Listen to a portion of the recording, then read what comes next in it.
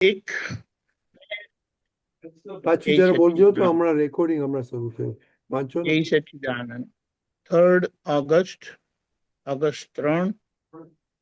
સમરસી ખોરાક. બેવ ટાઈમ જરૂરિયાત કરતા ઓછું જ ખાવાનું કાયમને માટે. બેવ ટાઈમ જરૂરિયાત કરતા ઓછું જ ખાવાનું કાયમને માટે, એટલે મય જાગૃતિ નિરંતર રહે.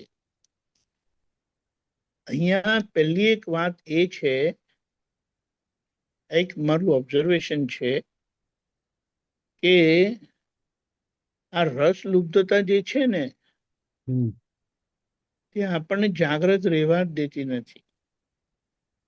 કારણ કે રસ લુબ્ધતાનો ફોર્સ એટલો બધો હોય છે કે તમને સામું આવ્યું નથી કે બધું ભૂલાડી દે, કશું કશું ખ્યાલમાં રહે નહીં. એટલે મને એવું લાગ્યું કે આપણે જાગૃતિ પર વધારે ભાર આપો. મારે ઉણોદરી પાડવું છે એ તો સારી વસ્તુ છે, ના નથી કહેતા, પણ આ જાગૃતિનું મહત્વ, કારણ કે મહાવીર ભગવાન પણ, એક વાત છે આ તો એનાલિસિસ આપણે કહે ને, મહાવીર ભગવાન 12.5 વર્ષ જાગ્રત રહેવા માટે એમણે કુદરતી રીતે, એમ કહેવાય કે એમણે બધા પ્રયોગ કરેલા, ને એવા એવા પ્રયોગ કરેલા કે જ્યાં એમની જાગૃતિ વર્ધમાન થતી જાય, એટલે કે દિવસે દિવસે જાગૃતિ વધતી જાય. હવે આપણે કહીએ કે જાગૃતિ શું કરવું છે? જાગૃતિને, જાગૃતિનો ઉપયોગ આપણે સંજોગોને સમજવા માટે, ઓળખવા માટે, એમાં સમાધાન લાવવા માટે વાપરવાનું છે.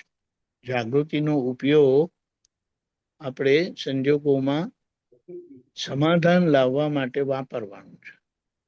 હવે તમને જાગૃતિ જ ના રહી તો પછી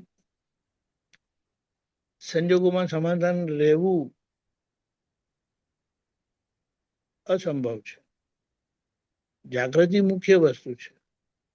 એટલે જાગૃતિને પુષ્ટિ મળે એ માટે એને લક્ષમાં રાખીને આપણે આ અંદર રાખીએ ને, તો અંદર ઘણું બધું આપણને દેખાડે, ઘણી બધી સમજણ પડે, અંદરથી સમજણ પાડે આપણને. કે જમતા હોય, ખાતા હોય ત્યારે તમને કે ભાઈ સાંજે જમવાનું મળવાનું છે, કાલે પણ મળવાનું છે, અને દાદાએ કીધું છે કે આ વ્યવસ્થિત અમે જે જોયું છે એમાં કોઈ મીન મેક નથી, એટલે કે વ્યવસ્થિત ને સંબંધમાં કોઈ શંકા કરતા નહીં, વ્યવસ્થિત ઠેઠ મોક્ષે જતા સુધી તમારું એ બધું જ સાચવી લેવાનું છે. હવે જ્યારે આ વાત કરી એટલે અંદર આપણને તરત સમજણ પડી જાય, અને કહીએ આપણે વાત કરીએ કે સાંજે મળવાનું છે, કાલે મળવાનું છે, છેલ્લા શ્વાસ સુધી મળવાનું છે, અને તેમાંય કેવળ જ્ઞાન થઈ ગયું ને, તો ત્યાર પછી સ્થૂળ ખોરાકની પણ જરૂરત નથી હોતી. કેવળ જ્ઞાન થયા પછી સીધો સૂક્ષ્મ, કારણ કે કુદરતી થઈ ગયા. થોડું હમણાંથી એ વાતને સમજી લઈએ. એટલે કે જાગૃતિ પર ફોકસ રાખીએ ને તો બીજી બધી અંદર શક્તિ બહુ પ્રગટ થઈ જાય, કે જે રસ લુબ્ધતાને ઓળંગી જાય, કે રસ લુપ્તતાને ઓળંગવાનું આપણી અંદર બળ આવે. એટલે એની મેળે જ પછી ઓછું ખવાશે. અને એક વસ્તુ જોયું કે ખોરાક લીધા પછી એટલે જમ્યા પછી તમને આંખો ભારી ભારી થાય, હાફ શટર માંથી ફૂલ શટર ક્લોઝ થઈ જાય. હાફ શટર એટલે અડધી આંખ ખુલી હોય ને એમ કરીને, અડધા ઊંઘમાં એમ કે, અને ફૂલ શટર એટલે અંતર ધ્યાન થઈ ગયા. એ નહીં કરવું હોય કે પછી એને આપણે કહીએ કે એને ઓબ્ઝર્વ કરીએ ને તો આવું જ થાય છે. જમ્યા પછી કઈ કામ કરવાનું હોય ને તો તમારો ઉલ્લાસ એટલો જ રહેવો જોઈએ. પણ જમ્યા પછી જો તમને એમ થાય કે છોડો ને થોડો આડા પડીએ, આમે દાદાએ કીધું છે 50 વર્ષ પછી અડધો કલાક આડા પડાય, ચોખા આડા કરાય, એમ કે વામ કુક્ષી કરાય. પણ વામ કુક્ષી ના નામે 2 કલાક હોઈ જાય. એ કેમ કેમ ચાલે? હા, જે લોકો કામ કરે છે એ લોકોના માટે કમ્પલસરી છે, એટલે એ લોકોએ તો ગમે તેટલું ખાય તો એમને જાગતા જ રહેવાનું છે. પણ આ જાગૃતિનો, પેલામાં પૈસાની કમાણી છે, પેલા સાહેબ કાઢી મૂકશે એટલે દબાણપૂર્વક ખસેલું હોય તો એ જાગતા રહે છે.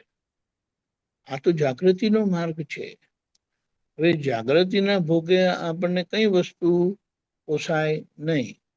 એટલે જાગૃતિને કેન્દ્રમાં રાખીને ધીમે ધીમે આ પુરુષાર્થ આપણે એક રીતે કહીએ, એક અપેક્ષા એ કે જાગૃતિને ફોકસમાં રાખીને, કેન્દ્રમાં રાખીને આપણે કંઈક અંદર વિચારણા થશે ને તો આ ખાવાની બાબતમાં જે લુપ્તતા છે અને જરૂરત કરતાં વધારે જ ખવાય તો અહીંયા આપણે એની મેળે એના ઉપર અંકુશ એટલે કે સ્ટોપ થશે.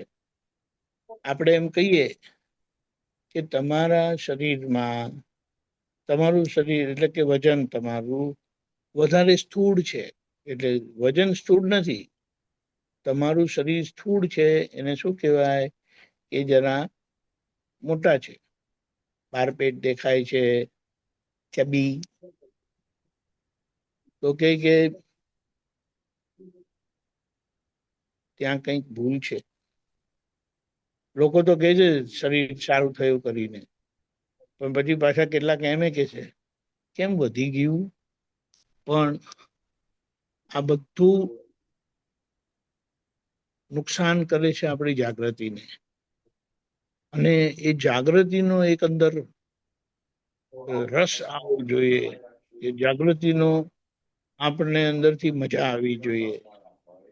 કારણ કે એ આપણો સ્વભાવ છે, અને એ સ્વભાવ આપણને પરમાનંદ ખુલ્લો કરે છે. અને જેટલો ઉપયોગ નથી રહ્યો ને, જેટલું પ્રમાદમાં ગયું, જેટલી જાગૃતિ નહીં રહી ને, તો ત્યાં આપણો પરમાનંદ ખોવાઈ જ જાય છે. એટલે ફરી પોતાને યાદ દેવડાવવાના છે કે ભાઈ આપણે આપણું ફોકસ જાગૃતિ પર રાખો, અને એની મજા તો કંઈક ઓર જ છે. તો આજે જેટલી વખત જમવાનું થશે ને, અંદરથી એમ થાય 5 બદામ ખાઈ લઈએ, તો કે છે 3 ખાવ ને યાર. ખોટું કઈ જાગૃતિ પર આવરણ આવ્યું તો પછી આપણને એક વખત એ મુશ્કેલીમાં મૂકી દેશે. એટલે આ જાગૃતિને ફોકસ રાખીએ, જે મહાવીર ભગવાન 12.5 વર્ષ લગી એ જ ફોકસ પર હતા, અને એમણે અનેક પ્રયોગો કર્યા, અને છેલ્લે પરિણામ કેવળ જ્ઞાન ખુલ્લું થયું. જય સચ્ચિદાનંદ. જય સચ્ચિદાનંદ.